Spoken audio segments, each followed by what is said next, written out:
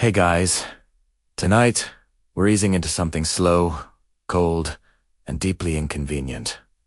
So dim the lights. Loosen your shoulders. Let your phone slip somewhere safe, where it can't bonk you in the face. Tonight, we're beginning with winter. Not the cozy, candlelit, cinnamon-scented version, but the medieval one. The long, gray, damp season that showed up every year, uninvited, and quietly ruined lives. This is why winter was the most dangerous season in medieval life. No battles, no dramatic last stands. Just people slowly realizing that the sun has abandoned them, the food is running out, and everything they own is damp. Let's settle in. Winter, in the medieval world, wasn't a season. It was a condition, a state of being. It crept in around late October or November, depending on where you lived, and then simply refused to leave. It wasn't dramatic like a plague or exciting like a war. It was worse. It was boring and persistent, and impossible to escape. Winter didn't charge at you with a sword. It just sat there, quietly draining calories, patience, and hope. For a medieval person, winter meant survival mode. Full stop. There was no concept of powering through. You either made it to spring or you didn't. And spring was not guaranteed. It was more of a rumor. A thing older people talked about in hushed, optimistic tones. Like, well, if the thaw comes early this year. Of course, it often didn't. Let's start with the most basic problem. Cold. Real cold. Not I forgot my jacket cold. This was bone-deep cold that crept into houses made of wood, mud, and hope. Medieval homes were not insulated. They were drafty boxers, with holes politely referred to as windows. Glass was rare and expensive, so most windows were covered with cloth, oiled parchment, or just nothing. The wind had opinions, and it shared them freely. Heating was minimal. Most people had a central hearth, if they were lucky. One fire. One. And it had to do everything.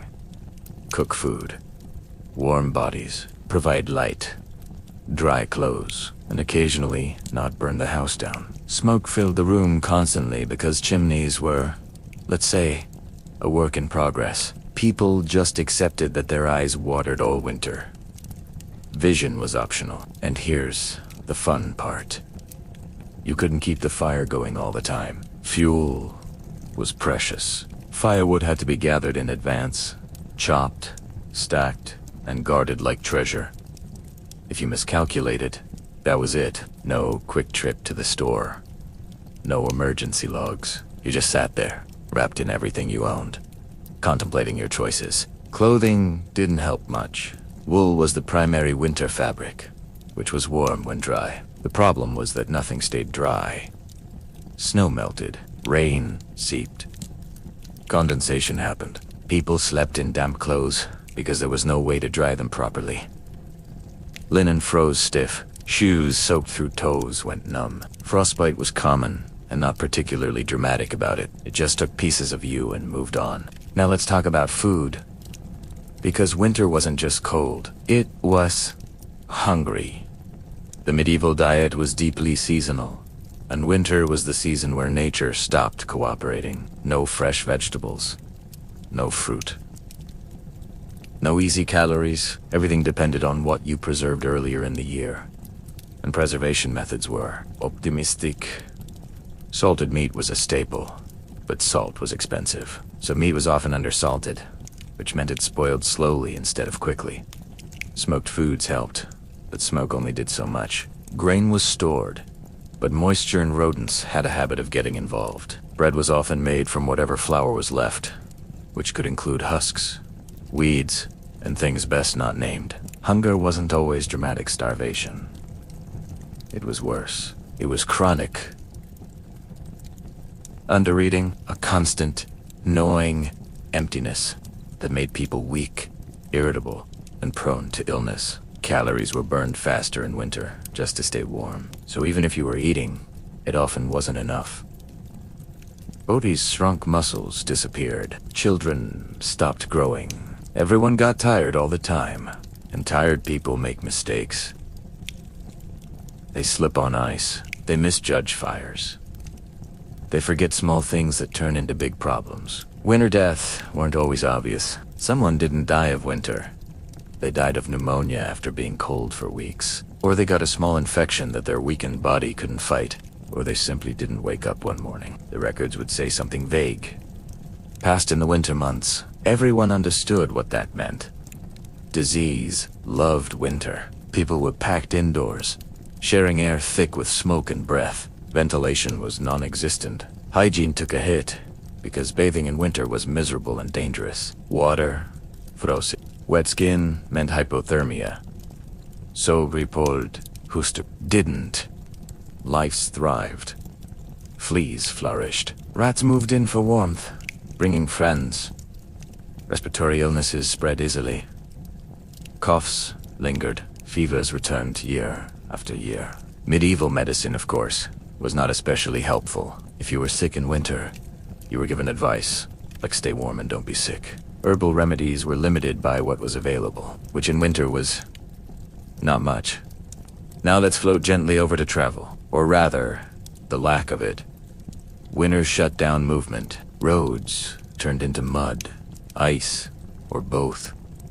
Snow blocked rivers froze unpredictably, sometimes holding weight, sometimes not. Bridges collapsed under ice. Carts broke. Horses struggled to find fodder. Travel became slow, dangerous, and deeply unpleasant.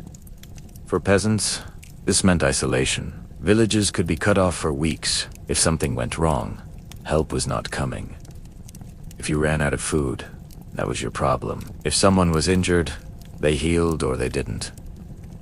Winter turned small communities inward. People endured together, quietly. For nobles, winter meant confinement. Castles were cold, shockingly cold. Stone walls held chill like a grudge. Tapestries helped, but not much. Fireplaces existed, but heating large spaces was nearly impossible. Royal courts shrank to smaller rooms. Everyone wore layers indoors. Even kings shivered. Winter was also emotionally heavy. Medieval life already lacked modern distractions. No artificial light meant long nights. Darkness came early and stayed. People slept more, not because they were well rested, but because there was nothing else to do. Depression, though not named as such, was common. Chronic melancholy, lethargy. A sense that time had slowed to a crawl. Religious belief both helped and didn't. Winter was framed as a test. Endure now, be rewarded later. This was comforting, unless you were cold, hungry, and watching your child weaken. Then it was harder to find meaning in frozen mud. Children suffered most. Small bodies lost heat quickly. Food shortages hit them first. Childhood mortality spiked in winter. Many didn't make it to spring. Parents knew this. They watched carefully, helplessly. There was no extra food to give, no warm rooms to move them to. You did what you could, which often wasn't enough. Animals suffered too. Livestock had to be fed from stored hay and grain. If supplies ran low, hard choices were made. Animals were slaughtered early, or left to die. A failed winter didn't just kill people, it ruined the next year. No animals meant no plowing, no manure, no recovery. And then there were the winters that went wrong. The long ones, the wet ones, the ones where the snow didn't melt until late spring. These winters caused famines. Entire regions weakened at once. When spring planting failed because people were too weak or seed grain had been eaten, disaster followed, all because winter overstayed its welcome. Medieval chronicles talk about winters the way modern people talk about natural disasters. The winter was harsh. The cold was unrelenting. Many perished. They didn't need to explain. Everyone knew. Winter was the quiet reaper. No announcement. No drama. Just absence. Absence of warmth. Absence of food. Absence of strength. And yet, people endured. Year after year. They prepared. They stored. They hoped. Winter shaped medieval life more than any king or war. It decided who lived long enough to matter, who inherited land, who had children, who vanished from records entirely. Chapter 2. The slow mathematics of starvation. Winter didn't arrive alone. It brought numbers with it. Quiet, relentless numbers that medieval people carried around in their heads without ever writing them down. How much grain is left? How many mouths are still eating? How many weeks until spring, assuming spring remembers to show up this year? These calculations were never spoken out loud, because saying them made them feel more real. But everyone was doing them anyway. Food scarcity in winter wasn't a sudden cliff. It was a slope, a long, gentle decline that felt manageable at first. In November, things were usually fine. The harvest had just come in. Barns were full. Bread was still reasonably white. Spirits were decent. People told themselves that this winter wouldn't be so bad. They always did. By December, the optimism thinned. The days shortened. Meals became smaller, though no one called attention to it. A little less bread, more porridge, less meat. Stews grew watery. The flavor was still there, technically, but it had to work harder. Nobody complained openly. Complaining burned energy, and energy was expensive. January was where the math started to hurt. Winter's midpoint was psychological torture. You were halfway through, but it felt endless. Food stores were no longer theoretical. You could see them shrinking. Grain bins visibly lower, salted meat hanging thinner on the hooks, cheese wheels getting smaller and more precious. Every meal came with a faint sense of guilt, as if eating today might steal from tomorrow. This was when rationing truly began. Not organized, written-down rationing, just quiet adjustments. Children were encouraged to sleep more. Elderly relatives suddenly lost their appetite, or at least pretended to. Meals were stretched with fillers. Bread flour was cut with whatever could be ground into something resembling food. Acorns, peas, weeds, sometimes bark, if things were truly grim. And the body noticed. Hunger in winter was different from hunger in summer. In summer, you could imagine food. In winter, food felt far away. The cold amplified everything. Hunger felt sharper, more personal. The body burned calories just to stay warm, so you were losing ground even while eating. People became thinner in a way that wasn't fashionable or poetic. Cheeks hollowed. Eyes sank. Strength faded quietly. For peasants, winter hunger was expected. It was baked into life. Bad winters happened often enough that people had language for them. The hungry. Gap. The weeks before spring, when stores ran low and fields offered nothing. If a family survived enough winters, it felt like an accomplishment. If they didn't, it was tragic but not surprising. But winter didn't respect class. Nobles ate better, yes, but they were still at the mercy of supply chains that moved at the speed of a cart and a horse. If a road was blocked or a river froze, food didn't arrive. Castles could starve just as surely as cottages. Sometimes more so, because castles were full of people who expected to be fed. Royal households had massive winter stores, but they also had massive-mouthed servants and guards. Courtiers, guests who arrived and refused to leave. Hospitality was a social obligation, even in winter, which was deeply inconvenient. Turning someone away could start a feud. Feeding them might start a famine. This is where the irony crept in. Medieval elites often starved politely. Meals were still served in courses. Plates were still arranged, but portions shrank. Meat was padded with bread. Sauces were thin. Everyone pretended not to notice. To acknowledge scarcity was to admit weakness, and weakness was not a good look for people claiming divine favor. Kings especially were expected to eat well, even when supplies dwindled. A thin king looked like a failing king, so food was diverted toward the top, which meant someone else went without. Winter hunger was hierarchical. It moved downward. The lower you were, the colder and hungrier it felt. Famine, when it came, didn't explode. It seeped. First came price increases. Grain costs more, then bread got smaller. Then bread disappeared. People sold possessions to buy food. Tools, clothing, land. Eventually, they sold themselves into service, or debt, or worse. Winter famine rearranged societies quietly, without ceremony. And famine-fed disease, malnourished bodies don't fight well. Immune systems falter. Small infections become fatal. Cuts fester, coughs deepen. Winter illnesses weren't dramatic plagues, but they were constant. A low, grinding mortality that thinned communities year after year. Children were especially vulnerable. Winter hunger affected them first and longest. Growth stalled. Bones weakened. Some children survived winter only to die in early spring, when their bodies simply couldn't recover. Medieval parents understood this pattern. They dreaded spring not just for planting, but for funerals. Pregnant women faced brutal odds. Winter pregnancies were dangerous. Calorie shortages, cold stress, and illness all stacked the deck. Miscarriages were common. Complicated births were more likely, and giving birth in an unheated room, with cold water and numb hands, was a quiet nightmare no one romanticized.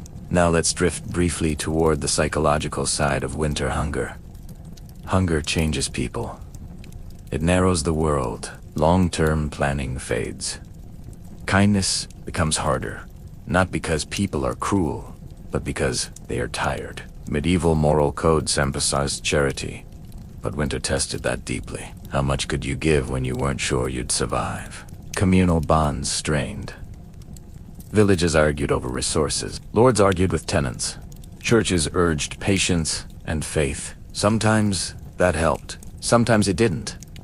Winter hunger was fertile ground for resentment, superstition, and quiet despair. Religious fasting, which was common, became deeply awkward in winter. The church calendar didn't care about food availability. Fasting days piled onto already meager diets. People complied outwardly. Inwardly, they negotiated.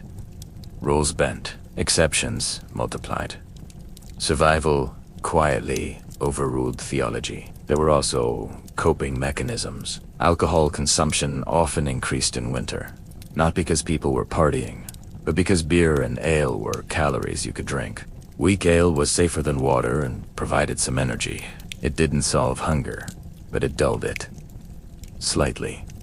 Stories helped too. Long winter nights were filled with repetitive tailies, prayers, and songs. Not for entertainment, exactly, but for distraction.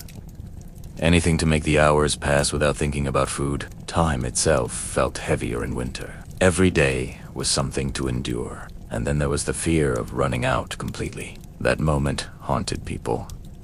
When the last sack of grain was opened, when the last animal was slaughtered, when you realized that everything left was meant to last weeks, not days. This fear didn't scream. It sat quietly in the corner of the mind. Some winters were remembered forever. Not because of snowstorms or blizzards, but because of absence. Absence of bread. Absence of warmth. Absence of children who should have grown up. Chronicles recorded these winters with restrained horror. Many suffered. Great hunger followed. That was all that needed to be said. Winter taught medieval people a harsh lesson in limits. No amount of prayer or status could create food where none existed. Preparation mattered. Look, geography mattered. And sometimes, none of it was enough. Chapter traced sickness, silence, and the indoor world. By the time winter settled in fully, medieval life moved indoors. Not indoors in the modern sense of warmth and comfort, but indoors as a last resort. Walls closed in. Doors stayed shut. Air grew stale. The world shrank to a few rooms. A fire that never felt big enough. And the same faces, day after day, all breathing the same exhausted breath. Winter sickness didn't arrive dramatically. It seeped into households the way cold did. Slowly. Quietly. A cough here. A fever there. Someone complaining of aches that never quite went away. In a world already underfed and overworked, winter illnesses didn't need to be aggressive. The body was already halfway to losing. Respiratory problems were everywhere. Smoke from hearth fires filled rooms constantly. Chimneys, when they existed at all, were inefficient. The result was air thick with soot and irritation. Lungs took a beating all winter long. People coughed as a matter of course. Chronic bronchitis wasn't a diagnosis, it was just life. Now add cold to that. Cold air inflamed lungs further. Damp clothing pressed against skin for days. People slept fully clothed, sometimes in shoes, to preserve warmth. Moisture trapped against the body led to chills that never resolved. Pneumonia followed quietly. A person would weaken over days or weeks. Then one night, they simply wouldn't wake up. Fevers were common, mysterious, and terrifying in their own subdued way. Medieval medicine had no concept of viruses or bacteria. A fever was seen as an imbalance. Too much heat or too much cold. Treatments reflected this confusion. Bloodletting was still popular, because of course it was. Nothing says this will help like removing what little strength someone has left. Herbal remedies were used when available, but winter limited options. Fresh plants were scarce. Dried herbs lost potency. Some worked. Mani, diten, te. The line between medicine and superstition blurred entirely in winter, when desperation was high and choices were few. Infectious diseases spread more easily in winter, not because they were seasonal in the modern sense, but because people were crowded together. Families slept in the same rooms, sometimes in the same beds. Privacy was a luxury that winter did not allow. If one person got sick, everyone noticed, and often everyone followed. Children, once again, bore the brunt. Their immune systems were weaker. Their bodies lost heat faster. A simple winter cough could turn fatal in days. Parents watched helplessly, trying to warm small hands, whispering prayers, bargaining with whatever. More often than not, the first voyages of the spring were about seeing who else had survived the winter. It was a period of tentative re-engagement, which is a fancy way of saying they sailed to the next trading post to see if their neighbors were still alive or if they had any grain left to swap for some very old, very salty fish. These early spring markets, like the one at Hidabi or Kupang, were less like bustling bazaars and more like a collection of very cold, very damp people standing in the mud, trying to remember how to socialize. The irony of these encounters was that everyone was essentially in the same state of physical ruin. You'd have a group of Norse traders arriving from the west, and a group of Swedish merchants coming from the east, and both sides would spend the first hour just blinking at each other through bloodshot eyes and coughing in unison. The trade was often a slow, sluggish affair. They'd lay out their wereswaller's tusks, bundles of furs that had definitely seen better days, and perhaps some intricate bone carvings made during those long January nights. There was no haggling with high energy. It was more of a mutual agreement that everything was a bit miserable, and a trade of some dried seal meat for a bag of questionable barley was probably the best anyone could hope for. Communication was another hurdle. After months of speaking only to your immediate family and your cow, the art of conversation had mostly withered away. The Vikings used a common tongue, Old Norse, but regional dialects had a way of drifting over the winter. You might find that your cousins from across the mountain now sounded like they were talking with a mouthful of pebbles. So, they relied on silent trade or the universal language of pointing at things and grunting until someone nodded. It was a slow, rhythmic process of re-establishing the world. They would sit around small, outdoor fires, because nobody wanted to be inside another smoky room armchair news of who had died of the winter cough, and whose roof had collapsed under the March snow. Let's float over to the concept of guest friendship during this time. There was a very strict social code in the north called Havamel, which gave instructions on how to treat a guest. It basically said that if a traveler shows up at your door, you have to give them a seat, a fire, and some dry clothes. Mostly, because if you didn't, they'd probably die on your doorstep, and then you'd have to deal with their ghost. During these first spring voyages, this hospitality was stretched to its limit. You'd have dozens of sailors appearing at a farmstead, all of them wet, all of them hungry, and all of them smelling like the inside of a whale. You'd welcome them in, offer them the last of your fermented ale, and listen to their stories until you both fell asleep sitting up. It was a communal survival strategy, a way of knitting the fractured world back together after the long, dark isolation. As the sun climbed higher and the trading posts began to empty, the ships would finally turn toward the open sea. The boring part of the year, the sitting, the carving, the waiting was over, replaced by the equally repetitive, but much saltier boredom of the ocean. But for a brief moment in the mud of the spring markets, the Viking world was a place of quiet, weary reconnect. They had endured the Arctic night, not with a roar, but with a slow, steady pulse. And as we leave them there, rowing toward a horizon that finally stays bright past dinner time, we can finally let the weight of their long winter settle over us, too. Chapter 11. The genetic masterpiece of the Habsburg jaw. Now that we've left the damp, smoky longhouses of the north, let's float south both in geography and in genetic stability. We're moving into the gilded, suffocating palaces of the Habsburgs, a family that took the idea of keeping it in the family and turned it into a multi-century endurance sport. While the Vikings were struggling to survive the cold, the Habsburgs were struggling to survive their own family reunions. You see, the Habsburgs didn't really believe in conquering through war when they could simply marry their cousins and inherit a kingdom. Their motto was basically, let others wage war. You, happy Austria, marry. It worked brilliantly for their landholdings, but it was a bit of a disaster for their skeletons. If you've ever looked at a portrait of a late-period Spanish Habsburg and thought they looked like a thumb that had been sat on by a very heavy horse, you aren't alone. The most famous feature of this dynasty was the Habsburg jaw, or prognathism, because they kept marrying their own relatives to ensure no outside blood took their land. They effectively created a genetic feedback loop. By the time we get to the 17th century, the family tree wasn't so much a tree as it was a very tangled, very confused bush. This resulted in a lower jaw that didn't just protrude, it practically led the way into the room.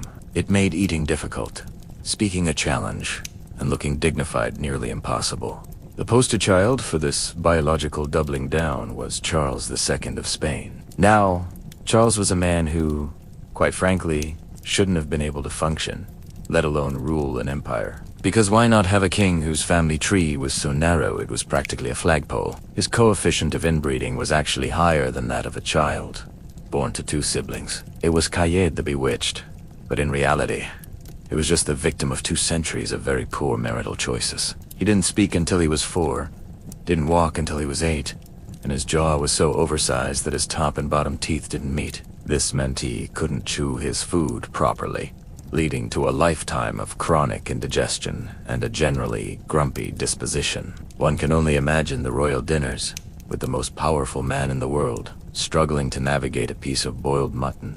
The irony here is that the Habsburgs were obsessed with their pure blood. They believed they were the pinnacle of European nobility, yet they were physically falling apart. Charles was often described as having a head that was too big for his body, and a tongue that was too big for his mouth. He drooled constantly, which the court painters tried their best to ignore. But there's only so much a soft focus brush can do for a man who looks like he's made of melting wax. He was married twice, mostly for political reasons. But since he was also chronically ill and genetically exhausted, he failed to produce an heir. This eventually led to the War of the Spanish Succession, because when a dynasty spends 300 years trying to keep its blood pure, it eventually runs out of blood altogether. Chapter 12. The daily grind of a broken king, living as Charles II, was a slow-motion tragedy of royal proportions. His daily life was a series of rituals designed to keep his fragile body from simply giving up. Because he was so weak, he spent most of his time being carried around the Escorial, a massive, gloomy palace monastery outside Madrid that felt more like a tomb than a residence. The walls were lined with portraits of his ancestors, all of whom shared his distinctive chin, staring down at him as if to say, "Yes, we did this to you, and we'd do it again for a piece of the Netherlands." His medical treatments were, as you might expect, less than helpful. The doctors of the time, convinced he was under a curse rather than a victim of a recessive gene, tried everything from holy water to placing the freshly slaughtered organs of animals on his chest to draw out the evil. It was a world of superstition and smells, Imagine being a man who already has trouble breathing because of his jaw. And now, you have a warm pigeon heart taped to your ribs.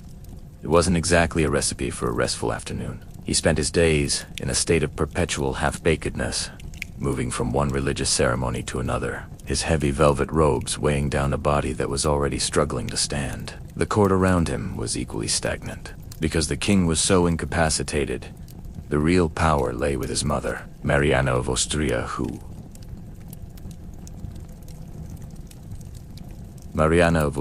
who, coincidentally, was also his niece. The social dynamics were a nightmare of etiquette. There was a rule for everything.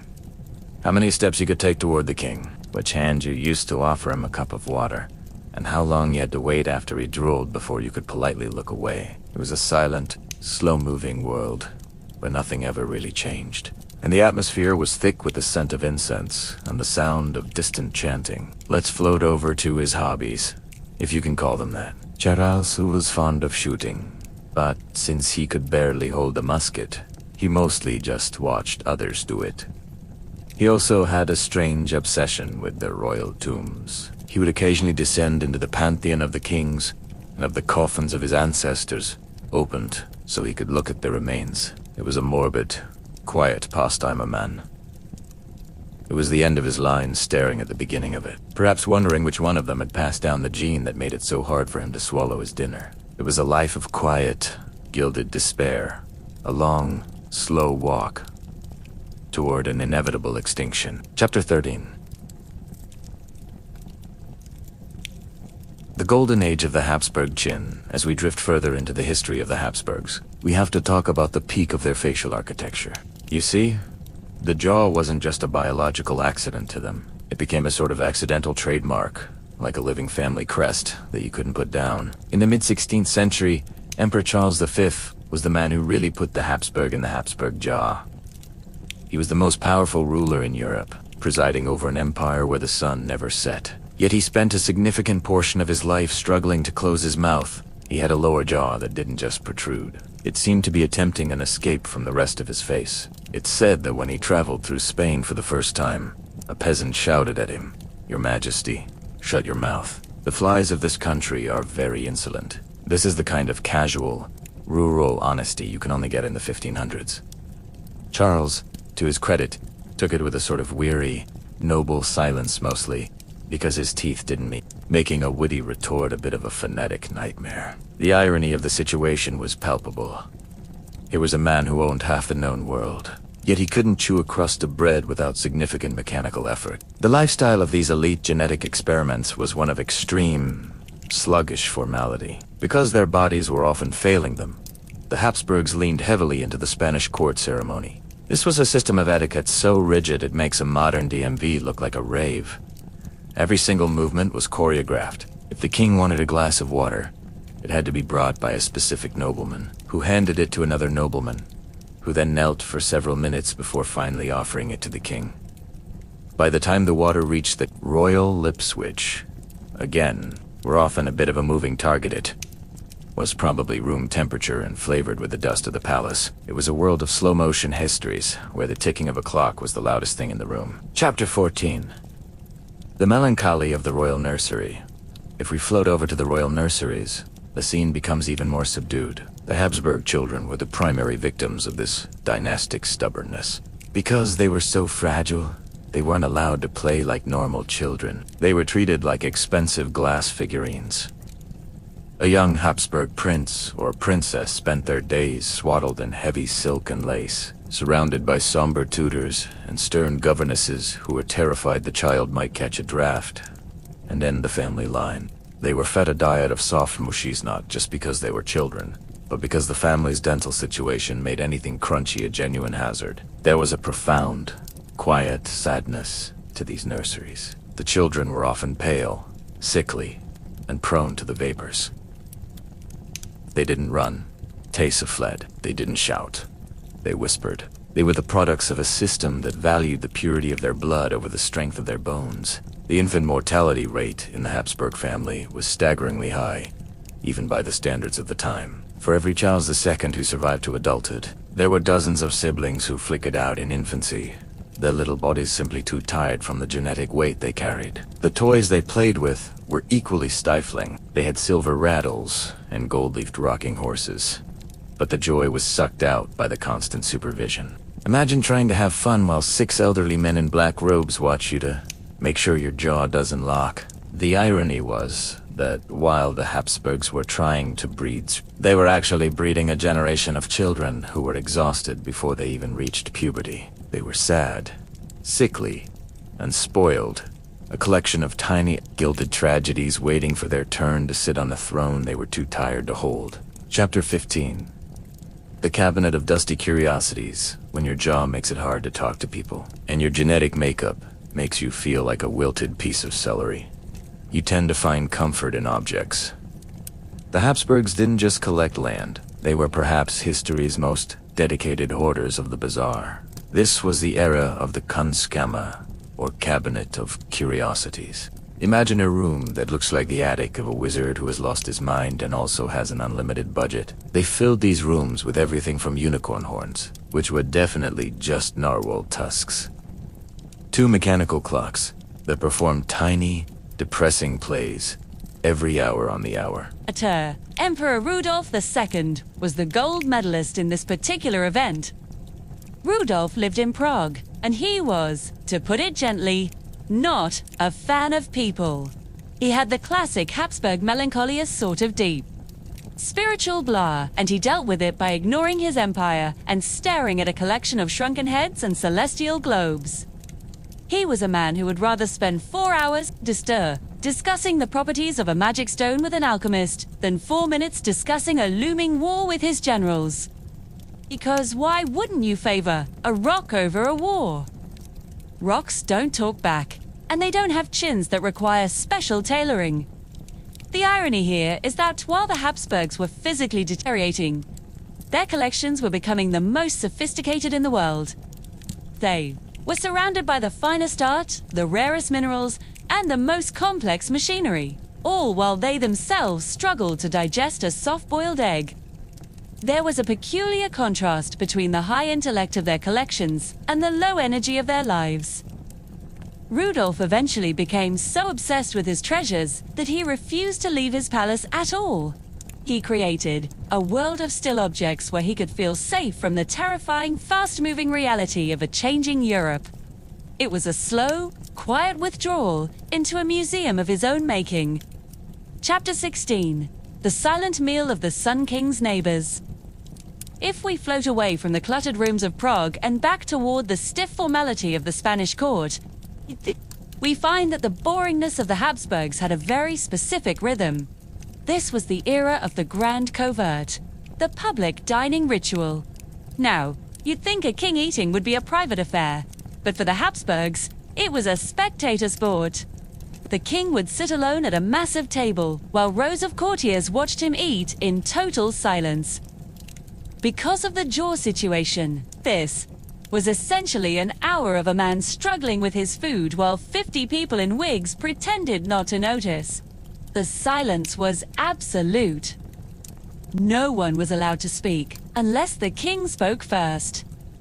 And since the king usually had his mouth full of a very complicated piece of pheasant, he didn't say much. 2.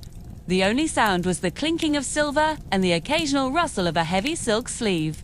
It was a masterpiece of awkwardness.